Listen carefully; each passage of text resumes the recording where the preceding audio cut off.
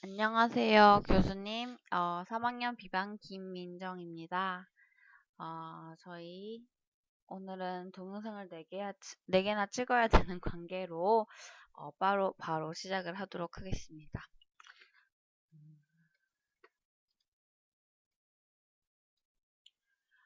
우선 교수님께서 맨 처음에 물어보신 질문이 시간 내에 메일 앤 피메일 있고 시간 외에서 는 어떤 것이고 시간 내에는 완합인지 비완합인지에 대해서 물으셨어요. 그래서 시간 외에서 보통 완합인 줄 알고 있고 시간 내에는 비완합으로 알고 있는데 시간 내에서 비완합은 맞는 말인데 시간 외에서는 완합뿐만 아니라 완합하고 비완합 모두 사용할 수 있다고 말씀을 하셨습니다. 그 다음에 임상 비율 같은 경우에는 시간 외 어태치먼트가 시간 내 어태치먼트보다 훨씬 많다고 하였는데요. 그 이유는 시간 내 어태치먼트가 이제 파스워크에 긴밀한 적합도 있어야 되고, 그 다음에 환자들이 이제 뺐다 꼈다 할 때 설교로 같은 것도 되게 어렵고, 그 다음에 치료실에서 그것을 굉장히 적합하게 맞춰야 되는데, 그런 것도 굉장히 어렵다고 하셨어요.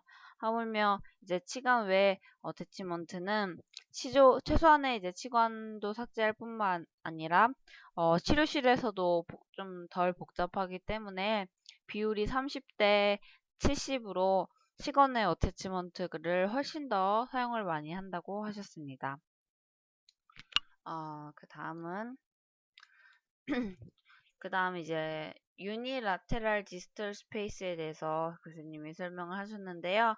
이게 아무리 편측성 보철물이라 하더라도 디자인은 한쪽만으로 할 경우 기능력이 너무 역부족하기 때문에 반대쪽에 크로스터치 스테이블레이션이 따라야 된다고 얘기를 하셨어요. 그래서 이게 유니레터럴임에도 불구하고 바이레터럴의 디자인이 요구된다고 하셨습니다. 하지만 만약에 굳이 유니라테랄을 하고 풀 경우에는 거기에 대한 적응증이 이렇게 4가지 정도가 있는데요. 첫 번째로는 결손 치아가 2개 이내인 경우, 그 다음에는 지대치의 치주 건강도가 양호한 경우, 세 번째로는 기타 지식 조직의 상태가 양호한 경우, 네 번째는 수직악강 거리가 충분한 경우입니다. 이렇게 사진을 보면은 유니라테럴 경우에도 이렇게 레비얼 볼을 사용해가지고 바이라테럴 디자인을 사용해서 하는 것이 기능적으로도 훨씬 좋다고 말씀을 하셨어요. 그 예를 들어서요. 이렇게 보면은 1, 2 대구치가 만약에 결손되었을 때 1, 2 대구치가 결손되었을 때 한쪽이 없을 경우 유리 레테랄을 해도 되겠지만 이 사진처럼 웬만하면 바이 레테랄로 디자인을 하는 게 좋다고 하셨고요. 그 다음에 전치부 결손 시에는 잔존 지대치를 중심으로 전치부가 구치부로 회전하기 때문에 가능한 전치부 결손은 교정성 교이치로 구치부는 가철성 교이치로 하는 것이 좋다고 하셨습니다.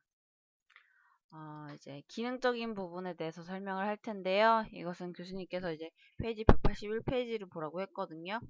그리고 이제 완합이랑 비완합의 선택 시 기능에 따라 어디에 부착되느냐고 교수님께서 물어보셨어요. 그래서 비완합의 경우는 이제 치주제 정상 부분에 부착을 하라고 하셨고, 완합의 경우에는 이제 여기에 예전은 수직 운동이랑 잡번 운동을 같이 해야 되는 경우 있잖아요. 그 경우에는 C 쪽에 부착을 해야 된다고 하셨습니다. 그리고 아까 방금 전에도 말했다시피 비완합의 경우는 잔존치조제 정상 위에다가 부착을 해야 되고요. 그 다음에 하악의 경우에는 원래 원칙상 C에다 상악처럼 C에다 부착하는 게 맞긴 하나 하악은 아무래도 혀가 있잖아요. 그래서 혀가 이제 혀 쪽으로 오버컨터가 될 수 있어서 혀 운동도 방해되고 혀 위치 이동 문제도 있고요. 그 다음에 이러한 나쁜 단점들 때문에 B 위쪽에 부착을 하도록 한다고 합니다. 여기서 이제 가장 중요한 것은 내가 선택한 어태치의 기능에 따라, 그러니까 수직 운동만이 있을 수도 있고 접번 운동만이 있을 수도 있고 이번 예처럼 수직 운동, 접번 운동 이렇게 같이 기능이 있을 수 있는데 그 기능에 따라 선택을 하는 것이 중요하다고 하셨습니다. 이제 여기서는 이제 세미 프레시전 나이론 클립의 프레시전 하벌 버티컬 어태치먼트라고 있는데요. 그래서 이제 이것은 엑스트라 코로널 세미 프레시전이고요. 이 나이론 클립은 화이트, 옐로우, 레드가 있습니다. 그래서 레드로 갈수록 두꺼워지는 그런 거고요. 그 다음에 이것을 이제 만드는 제작 과정에 대해서 설명을 해보도록 하겠습니다. 우선 납형에 메일 파트를 부착을 하고요. 주조체를 완료한 다음에 주조가 완료가 되면은 일체 파트 도제관을 완료합니다. 그 다음에 세컨드는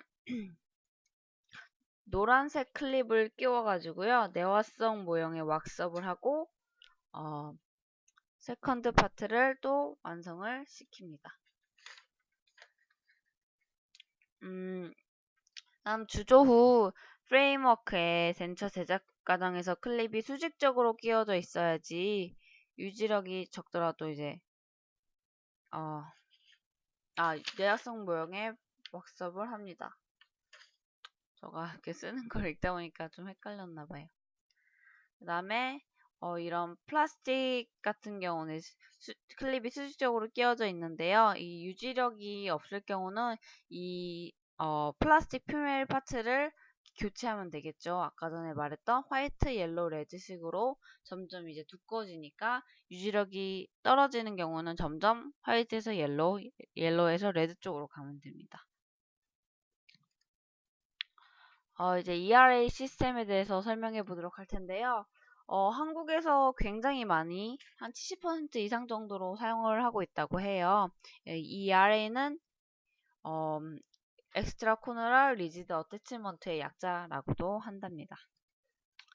자, 여기서도 또 이런 메일과 피메일 파트 이제 종류들이 좀 나오는데요. 그 전에 이제 external coronal rigid attachment에서 이제 완합 어태치먼트의 메일 파트의 경우 블랙, 화이트, 오렌지, 블루 이렇게 따라서 돼 있고요. 그 다음에 여기 보면은 피메일 파트도 이렇게 다 틀리잖아요. 이런 건 이제 마이크로와 스탠다드 오프셋 이렇게 수직 악강 거리에 따라서 선택할 수 있도록 작은 거와 스탠다드 그런 종류로 되어 있습니다.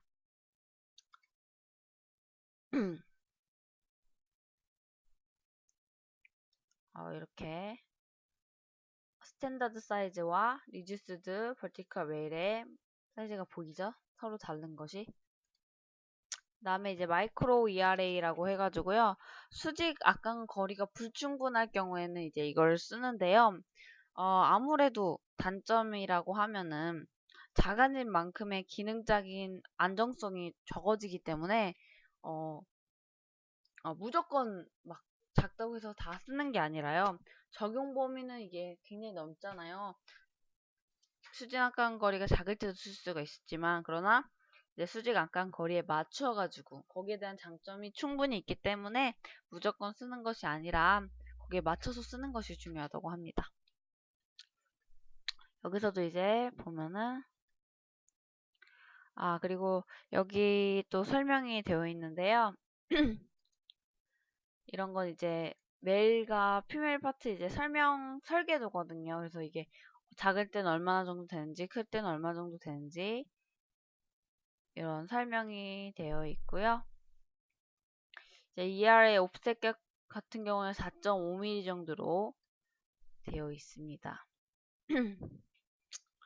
이게 이제 딱 보이죠? 차이가 스탠다드 타입하고 ERA RV 타입이랑 확실히 이 작은 게 보이죠? 그래서 수직 악강 거리가 작음에도 불구하고 사용이 가능하고요. 여기서 이제 종류 색깔별로 항상 보면은 이렇게 종류가 다르다는 것을 저희가 아까 전에도 설명을 하였습니다. 자, 이렇게 하는 방법에 대해서 나와 있고요. 이렇게 붙인 다음에 주조를 해서 나와서 장착한 모습이고요. 자, 블랙메일에 대해서도 설명을 하였습니다. 이제 블랙메일 같은 경우는 이제 수직정 정도에 따라 틀리고, 이제 이게 파트가 이게 0.3mm하고 0.1mm 그 정도 유지가 필요해서 총 0.4mm 정도가 있는데요. 이것을 이제 완합의 경우 어태치먼트에서 사용을 합니다. 여기 0.4mm 정도의 완충 작용을 하는 그런 역할이고요. 이 어태치먼트 시스템 여기 제작 과정에 대해서 설명이 되어 있는 모습입니다. 여기 보면은 블랙메일 같은 것은 이때 제거를 해가지고 완충작용을 할 수 있도록 하고요. 세종적에서 완충작용을 할 수 있도록 하고요. 그 다음에 거기다 화이트 메일을 장착을 해서 사용을 하면 됩니다. 여기 화이트 메일을 장착하는 모습입니다. 그 외에 제작 과정은 이제 책으로 보라고 하셨고요. 교수님께서 설명한 것은 여기까지입니다. 감사합니다.